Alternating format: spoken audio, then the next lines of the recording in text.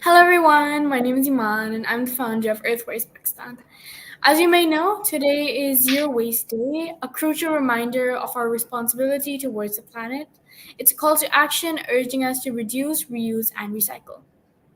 Today we have two amazing women who are working towards the cause of zero waste. Introducing Charlene Nawar, the visionary founder behind Unwrapped UAE, with a passion for sustainability and a drive to make a positive impact. Charlene embarked on a mission to redefine the way we consume and live. Unwrapped UAE is her brainchild, born out of her desire to offer eco friendly alternatives and support and promote zero waste living in the UAE. Thank you for joining us today. And next, we have Anusha Fatma, the founder behind Trash It, an advocate for environmental sustainability and social responsibility. Anusha is on a mission to revolutionize waste management in our communities. With a background in environmental science and a passion for innovation, she founded Trash It to tackle the growing problem of waste pollution. Lovely to have you both over here. Would you like to add anything more? No, thank you, Iman, for the lovely introduction. Excited to be here.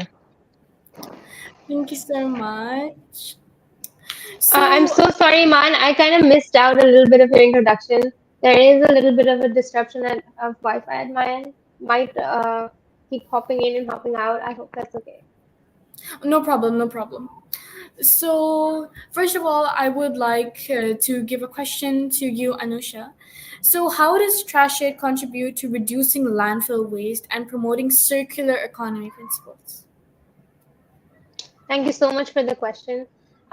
So, Crashit is a social enterprise that works here in Pakistan.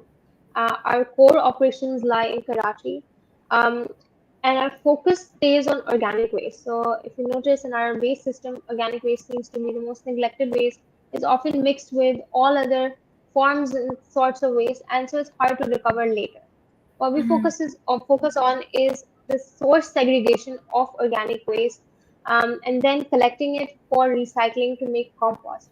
And that's something that sort of is missing from the current loop and the discourse of waste, because we talk a lot about plastics and recovering them, but organic sort of gets missed out in the discourse.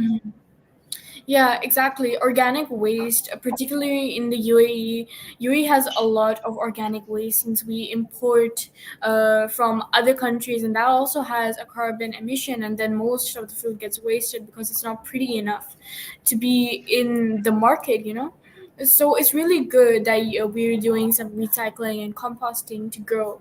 So thank you so much for that, Anusha.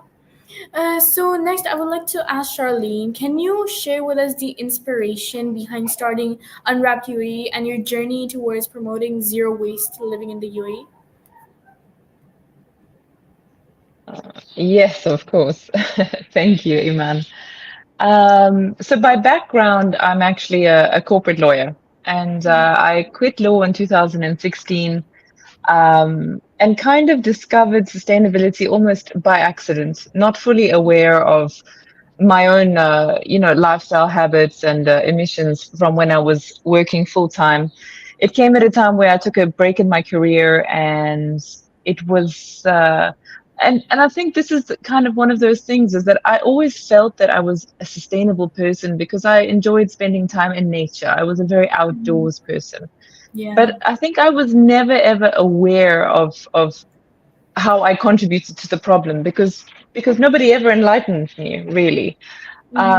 So once I discovered, and to be honest, I discovered through basically through chemicals. And once I discovered through chemicals that affected my dog and gave my dog an allergic reaction, it kind of led me to do a lot of further research on my own. And then all the detergents that we were using in our house came in plastic, and one thing led to another. And then it was this big, awakening that I had. And this was really the drive behind me wanting to do more, wanting to educate the community, and then it went much further than just the community, to companies and stuff like, and larger organizations, because I just feel that people don't know, and they're not unsustainable on purpose, but often it's just because they just don't know, and we kind of have to help them and hold their hand so that they can become aware. And once they're aware, they will take action, no matter whether it's big or small. Yeah, exactly. As most of the most amazing discoveries you have, it's mostly accidental. So, Anisha, I would like to ask you, can you tell us more about the process of converting organic waste into fertilizers? Yeah. So composting is a very natural process. It's something that was happening and still happening in our forest, right? When the leaves fall down, when the fruits that have not been eaten fall down and are decomposing, it is all turning into a fertilizer that's nurturing the soil. Unfortunately, what has happened is with urbanization, with cities coming in place, with massive infrastructure, we have kind of disrupted that process. And also with Mm-hmm. our way of disposing organic waste, right? Like how we Yeah. dispose it in a plastic bag. Um, Mm-hmm. any form of organic waste that currently ends up at the landfill is a source of a very big problem of greenhouse gas emissions because it will never decompose in a landfill that's not designed for composting. Exactly. Um, or in a plastic bag that's not meant to decompose, the way organic is supposed to. Mm-hmm. So, organic waste, first of all, is the main cause of the greenhouse gas emissions just lying around, right? And Yeah. also with diseases, with smell, all of that comes from organic waste lying around compared to any other form of waste there, right? So Yeah. the process is actually very, very simple for composting. When we collect kitchen waste as organic waste, we also collect at the same time brown carbon material. So that's dry leaves or another form of carbon, maybe shredded paper. And we have this ratio that we maintain. Um, our current facility is designed for compartmentalized composting, which allows us to compost in the forms of heaps, and so it takes about 40 days for the entire matter to decompose and turn into a rich, dark brown fertilizer that can be used for plants. And there are lots of interesting ways to actually start it in your own houses, and even if you're living in an apartment, you can adopt the practice of composting at home. Yeah, I'm also doing that currently. I'm working on a farm, getting the kitchen waste, separating it, and turning it into compost. It's an amazing initiative over here, and we would love to hear more about it later on too. Of course. Charlene, what are some of the key eco-friendly alternatives that Unwrap UAE offers to help individuals and businesses reduce waste?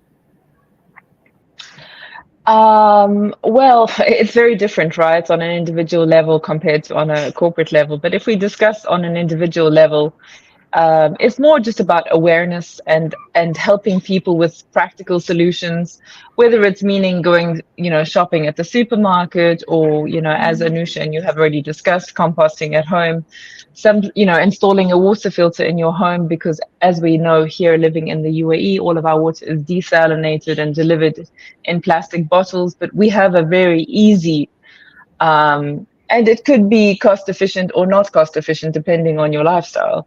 Mm-hmm. um, you know so it's more of these kind of awareness tips, and then obviously with companies it's really going back to the very beginning, looking at their purpose and their impact, their supply chains, and supporting them and looking at all the stakeholders involved in their business, and how they can support them, and how they currently impact them. Yeah. Yeah, so that's how we support companies and individuals. Wow, that's great. That's great, really. So, what I would also like to ask you, Charlene, how does Unwrap UAE engage with communities to raise awareness about sustainability and encourage conscious choices?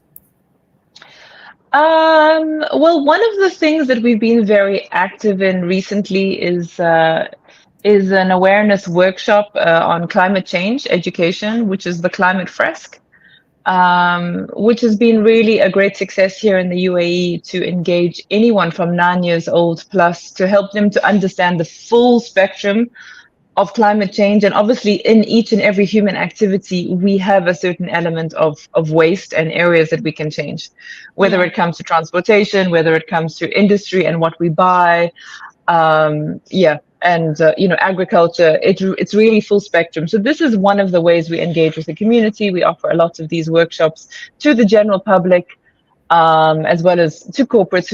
Like I said, we offer it to everybody, to schools, to universities. We'll be doing a huge event for Earth Day as well. And then otherwise, aside from that, it's really just customized, tailored awareness sessions, um, to help companies to find out where to start, because the biggest issue is people just don't know. They're, as Yeah. we said before, and we've said time and time again, and only once they know can they start to take action, and then can we start reporting on what action we're taking, and making continuous improvements. So yeah, from a community perspective, at the moment, it's mostly through Climate Fresk workshops. And then I don't know if you're aware, but we have our own store as well that started during COVID, which is a natural skincare store where we have soaps that are package free, and many other natural cosmetic ingredients. Products that are all plastic free, packaging free where possible, etc., etc. So that's Wow. kind of how we engage with the community. Wow, that's great. I would love to hear more about the store. Maybe you can like write that down. We would like to know about that. I've also like the idea of the Climate Fresk. I'm also a trainer for the Climate Fresk, so I really like the idea because most people they like to learn from games, more engaging activity. I think we can agree on that. So, Anusha, what I would like to ask you, can you tell us a little bit about the innovative technologies that utilizes to adjust waste pollution and promote recycling? So in terms of technology, we have a more of a manual process for composting at the moment, but with a lot of intervention about how we are tracking the stages of compost, right? So we have different meters through which we record the temperatures, the pH, and stuff to actually know whether it's ready or not. And then another innovation I would say in the process of composting is that we have enabled communities and even businesses to start composting in their own spaces by developing smaller composting units for them, which are customized to their needs and their waste Mm-hmm. uh, output. So that's something that's different because it really bothers me sometimes that okay, we're collecting this organic waste from all these places and then transporting it all around the city to take it to a composting facility. What if it could happen at the source only, right? And so that's Yeah. something that we've been trying out. There have been successful pilots we have done, and now there are over 10 organizations that have actually deployed our solution and are composting their organic waste at their factories themselves. Wow, you mentioned something about the temperature, right? So, can you like control the temperature? Do you have any like innovations that can control the temperature, the humidity? Because of course, for Right. decomposing, you At the need that. moment, So, at the moment we are not controlling the temperature in any way. In fact, we mhm. don't need to because in Pakistan the temperature is actually perfect for composting, and it Yeah. really speeds up the process just the way it is. However, we do have machinery that helps us in crushing the compost, in sieving it. So, like in different stages of Mhm. preparing the final product, we use different machinery for it to be ready in bag. Of course, that's great. You're mostly based around Karachi, so do you think that varies by city to city? Sorry, Uh, what are you? So, of course, does it vary by city to city because not every city has the same temperature? So, do you think you'll have more innovations that will help you in other cities, or if you're Yep. planning to expand to other countries? Of course, of course. So, the northern part of Pakistan is very cold. Like the temperatures are really down there. So Yeah. over there, composting cannot happen the way it is happening in the south, right? In Karachi. Over there, we definitely would need a more controlled environment. Maybe even a biogas setup or something that allows for more control over temperature, humidity, and factors that help in decomposing the waste.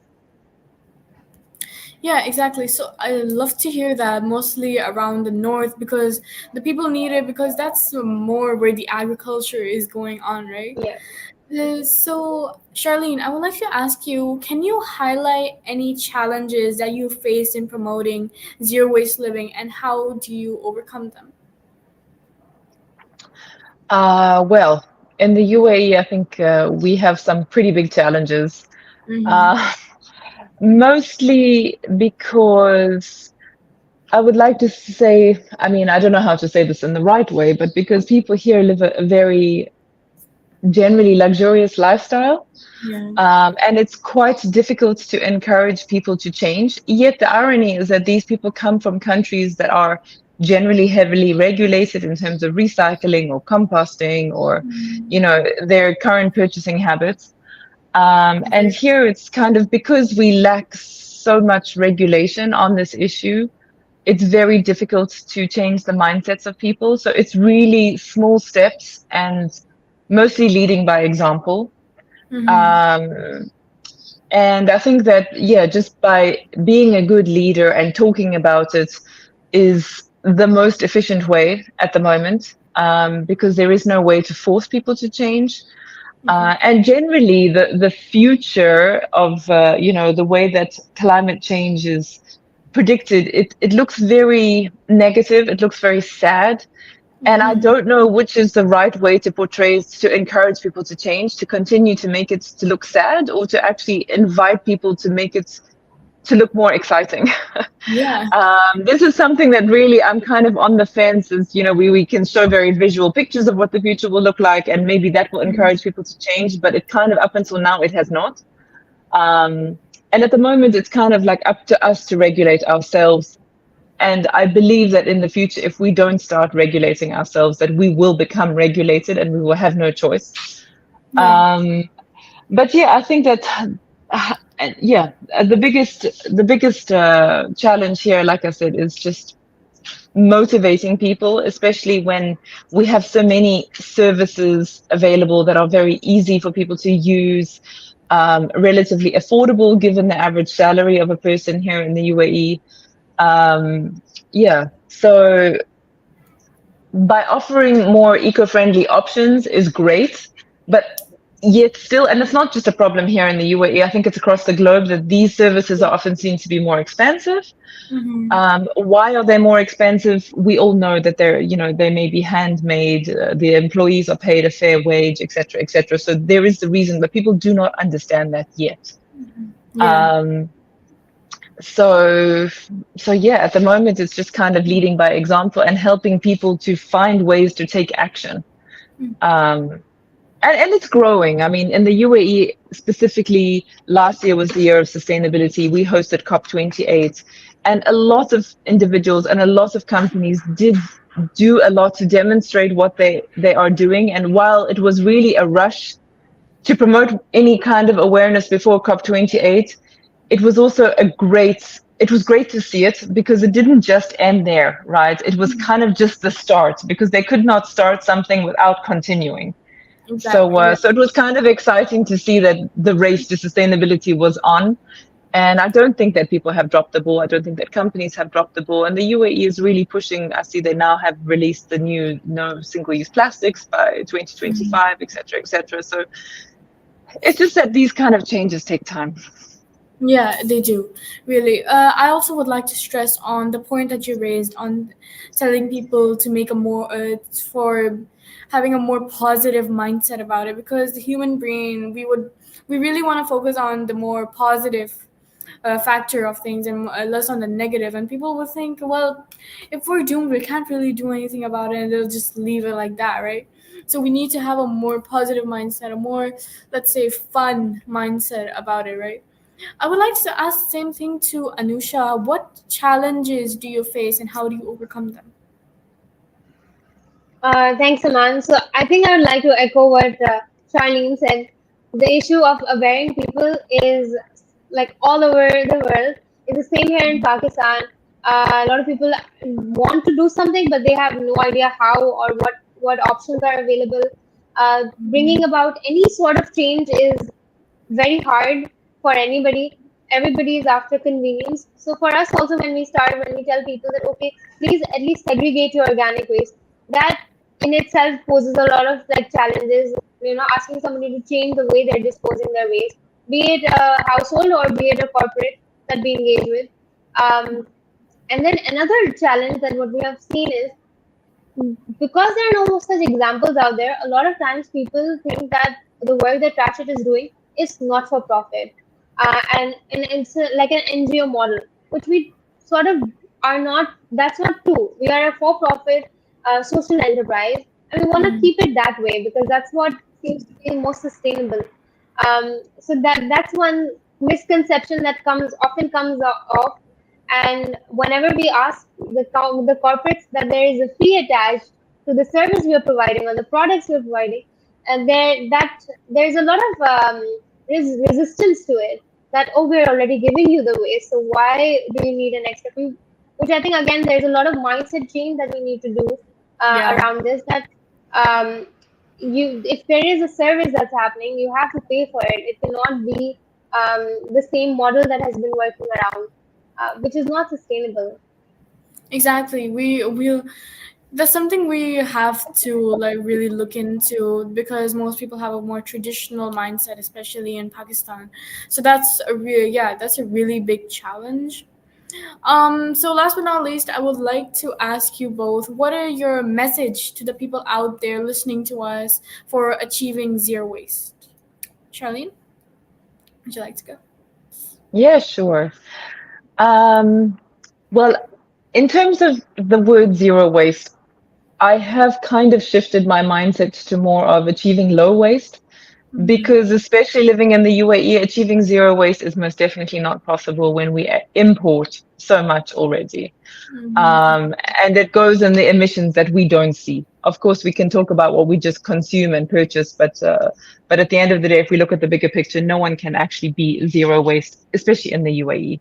Of course. But I think that the most important thing is that people can use their purchasing power to make a difference.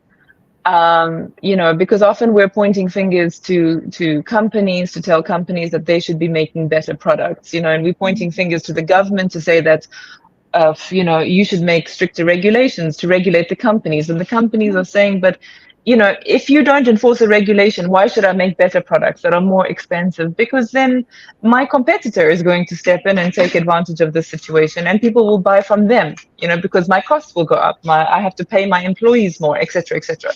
But through purchasing from, good companies, that we believe in, that are doing the right thing, we can make a difference, because at the end of the day, if they are not having as many customers, they are going to be obliged to change. So up until we can have more regulations from the government, I think that we can definitely use our purchasing power to speak loudly. Yes, exactly. It's really in our own hands because we're at the end of the we're at the end of the chain, and it can like just go down in a domino effect. So, Anusha, would you like to go next? Yeah. Um, so I think my message out there is that, if we work alone, we will not achieve a lot. We have to work together as a community. We have to see it as a problem that we all are contributing to.